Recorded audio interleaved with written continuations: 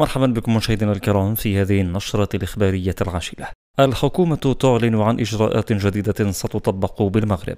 قبل الخوض في التفاصيل لا تنسوا الإعجاب بالفيديو والاشتراك في القناة ليصلكم كل جديد.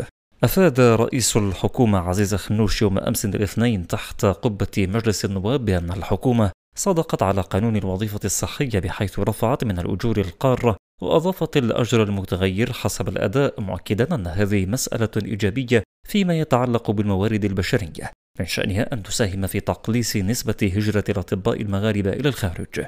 وأعلن خنوش في تعقيبه على أسئلة النواب البرلمانيين خلال جلسة المساءلة المخصصة لموضوع المنظومة الصحية الوطنية بين المنجزات الراهنة والتطلعات المستقبلية أن الحكومة ستبدأ هذه التجربة خلال شهر شتنبر المقبل من جهة طنجة تطوان الحسيمة قبل تعميمها على جميع جهات بلادنا. وأبرز في هذا السياق أن بلادنا ولأول مرة تشهد إصلاحا صحيا بني على رؤية ملكية استراتيجية واضحة، لافتا إلى أن الإصلاح الذي تبشره الحكومة حاليا ليس عشوائيا، وإنما قائم على أساس الجهوية المتقدمة والنموذج التنموي الجديد للمملكة. وقال المتحدث إن لدينا لأول مرة خارطة طريق واضحة ترتكز على 4 دعامات قوية هي الحكامة والموارد البشرية والبنيات التحتية والرقمية، مردفا أن الحكومة جاءت ب5 قوانين كبرى لهيكلة قطاع الصحة ببلادنا ستشكل خارطة طريق واضحة المعالم